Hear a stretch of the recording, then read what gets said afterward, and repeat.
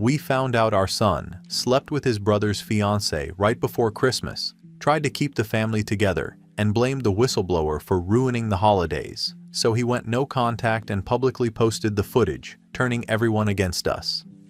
My husband Stephen and I have two sons, Daniel, 35, and Luke, 32. We raised them in what I always believed was a close, supportive home. We were big on holidays, family dinners, church on Sundays, and the idea that when things got hard, you leaned on family instead of tearing each other apart. We're not perfect parents, but we always tried to keep the family intact, even during disagreements. Daniel and Luke couldn't be more different. Daniel has always been the steady one. He planned ahead, did well in school, worked his way up in his career, and has always been very structured. He's the type who follows rules and expects other people to do the same. Luke, on the other hand, has always been more emotional. He feels things deeply, reacts quickly, and sometimes makes poor decisions when he's overwhelmed. He's sensitive, and yes, he's needed more guidance over the years. That doesn't mean we love Daniel less or favored Luke more, despite what Daniel now claims. We adjusted to what each child needed at the time. Daniel has been engaged to Hannah for over a year. The wedding was planned for next summer, and we were all very involved. Hannah was at every holiday, every birthday, every family gathering. She was already treated like family. Christmas this year was supposed to be especially meaningful because it was likely the last one before the wedding, and we had extended family coming in from out of state. I had been planning it for months. That matters to me, maybe more than it should, but holidays have always been the glue that kept everyone together. About a week before Christmas, Daniel came to us in a state I had never seen before. He was shaking, furious, and devastated. He told us he had caught Luke and Hannah together, not flirting, not something that could be brushed off as misunderstanding. Together, he had messages, he had timestamps, he had footage from Luke's apartment hallway camera that made it very clear what had happened and when. I won't go into graphic details, but there was no question about the timeline. This wasn't something that happened after the engagement ended. This happened while Hannah was still actively planning a wedding with Daniel. We confronted Luke immediately. He didn't deny it. He broke down crying, said it just happened, that he was confused, that he felt lonely and stupid and ashamed. He said it wasn't planned and that he hated himself for it. As his mother, seeing my younger son completely unravel in front of me triggered every protective instinct I have. I wasn't excusing what he did, but I also wasn't ready to write him off as irredeemable in that moment. Daniel, understandably, wanted everything exposed immediately. He wanted extended family told. He wanted Luke confronted publicly. He wanted Hannah outed, and he wanted it done before Christmas. That's where things started to go wrong. Stephen and I asked Daniel to slow down. Not to forgive. Not to forget. Just to wait.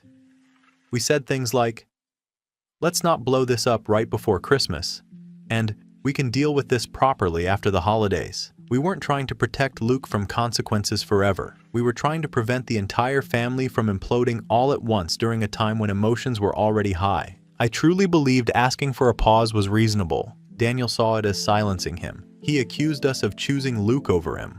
I told him that wasn't true, that we were trying to think about everyone involved, including grandparents who didn't need to be blindsided during the holidays. I said Luke was already remorseful and that public humiliation wouldn't undo what happened. Daniel didn't want to hear any of it. As Christmas got closer, Daniel became more rigid. He said if we didn't tell everyone, he would. I told him that turning this into a spectacle would destroy more than it would fix. I said words I now regret, but didn't think were unreasonable at the time, like, "Do you really want to ruin Christmas for everyone?" And, "Your brother already feels awful. What more do you want from him right now?" I can see now how those words landed, but at the time I genuinely believed I was trying to contain chaos.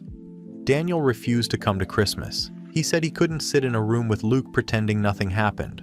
I told extended family that Daniel needed space and that he and Hannah were dealing with private issues. Luke came, Hannah didn't. That wasn't a punishment so much as a reality. Daniel made it clear he didn't want her there, and frankly, I didn't know how to handle her presence either.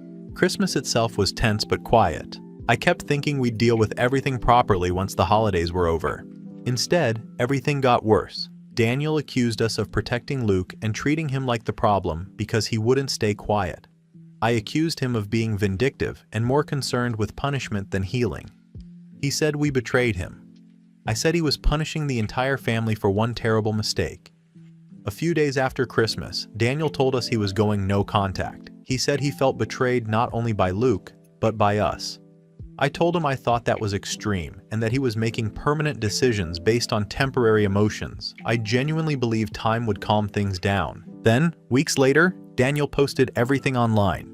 Messages, dates, footage, a full explanation of what happened and how we responded. He named Luke. He named Hannah. He made it clear that we asked him to stay quiet for the sake of the holidays. The fallout was immediate and brutal. Extended family took Daniel's side almost unanimously. People we've known for decades stopped calling. Church friends started whispering. Luke lost friends. I've heard through the grapevine that his work situation may be affected as well. Our family reputation, whether people want to admit it or not, is in shambles. I was blindsided, not by the truth coming out, but by how publicly and deliberately Daniel chose to expose everything. I want to be clear, I do not condone what Luke did. I never told him it was okay. I never told Hannah she was forgiven. What I wanted was privacy, timing, and some semblance of control over how our family dealt with something devastating. Daniel insists we blamed him for ruining Christmas. I see it as asking him not to detonate a bomb in the middle of a holiday we can never get back.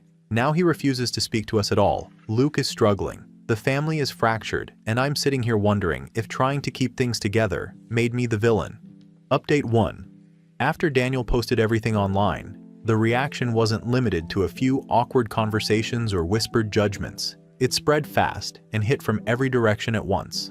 Family group chats went quiet overnight. People I speak to weekly stopped replying entirely.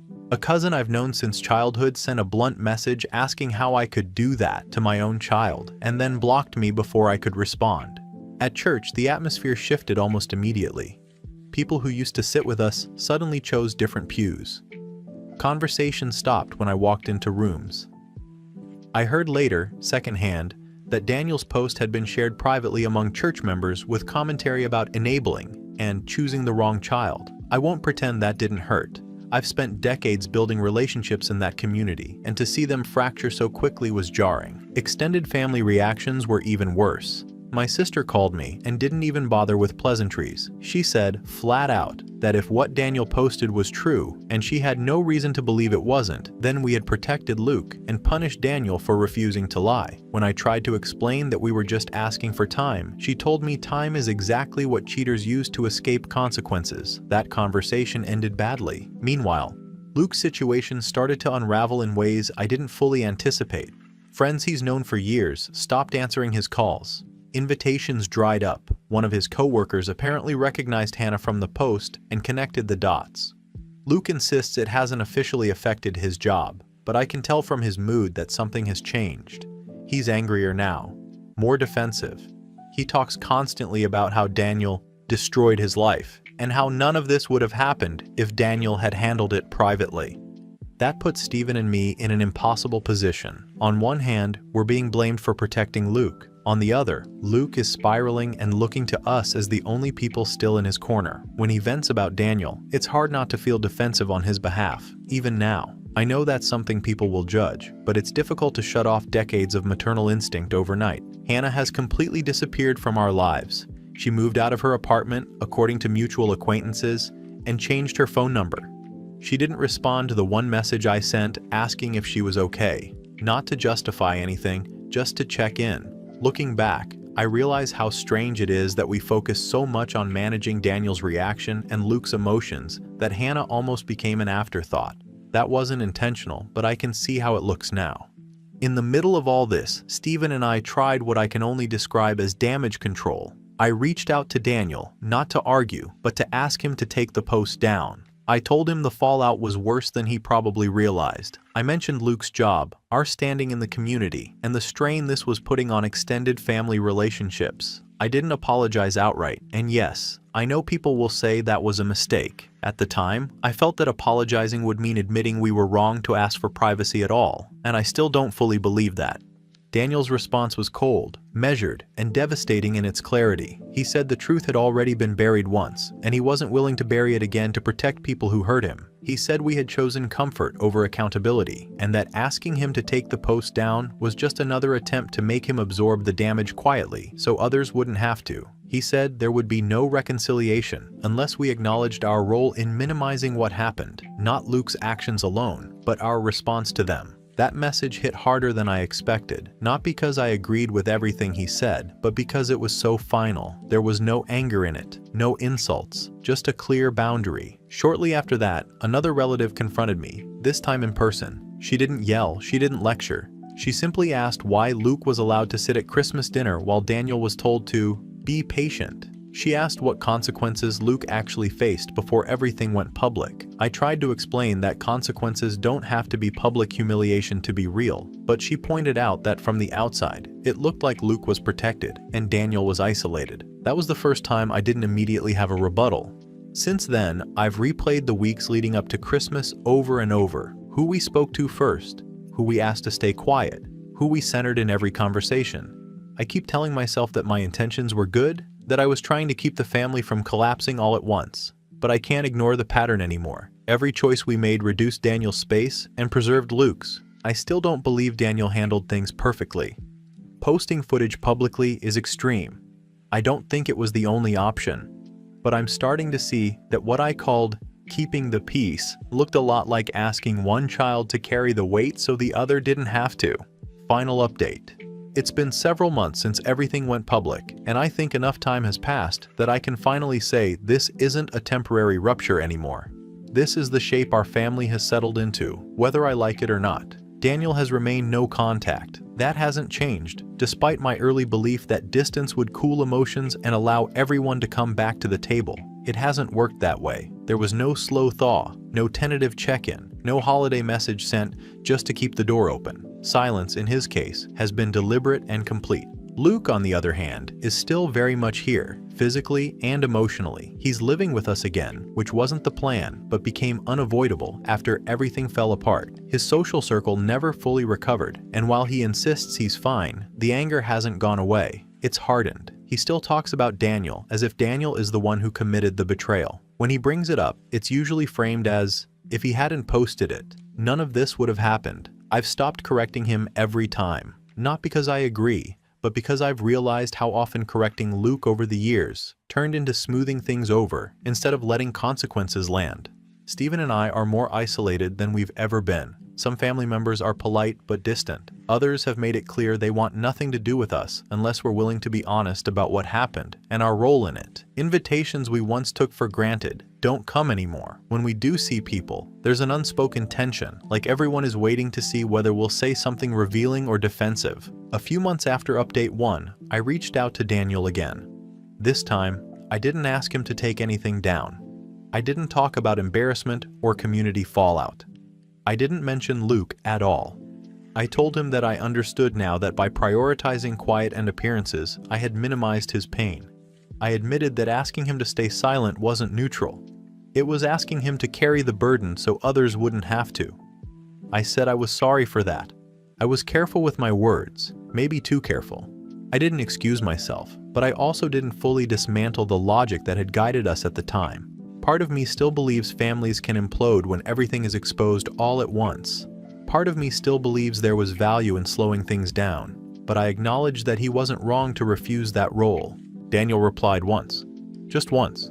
He said he appreciated the acknowledgement, but that trust isn't something that can be rebuilt after it's been traded away for convenience.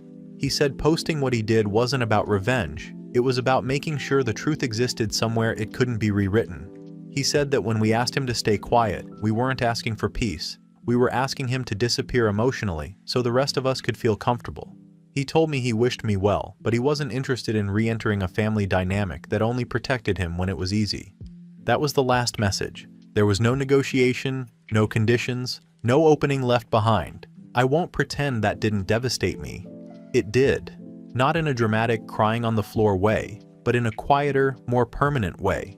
The kind of grief that settles into your routine and changes how you think about the future. I used to imagine holidays where both sons came home eventually, maybe not together, but at least connected. I don't imagine that anymore. Luke is still struggling. He hasn't taken full responsibility for what he did, not in a way that sticks. He cycles between shame and resentment, and I can see now how often we cushioned him from sitting with either emotion long enough to change. When consequences came from the outside, friends leaving, reputational damage, professional fallout. He experienced them as unfair attacks instead of outcomes. Stephen and I have had hard conversations about that. Conversations we should have had years ago. We've started to acknowledge that what we called protecting Luke often functioned as permission. Not intentional permission, but practical permission. Every time we softened accountability to spare him pain, we taught him that someone else would absorb it instead. And Daniel did, for years. That's the realization I keep coming back to. Daniel wasn't just hurt by Luke's actions. He was hurt by the role we assigned him without ever saying it out loud. The role of the strong one, the reasonable one, the one who could handle it. When he finally refused that role, we treated him like the problem. I don't believe Daniel's choice to post everything was gentle. I don't believe it was kind. But I no longer believe kindness was owed in a situation where silence had already been used against him. I also don't believe conflict avoidance is neutral anymore. I used to think that if I wasn't actively taking sides, I was being fair. I see now that silence is a side, delay is a side. Asking someone to wait is a decision about whose comfort matters most. Our family hasn't healed. It may never heal in the way I once defined healing. There's no reunion planned, no slow rebuilding. There's just acceptance, uneven, uncomfortable acceptance, that the choices we made reshaped everything. Daniel hasn't come back. I don't expect him to.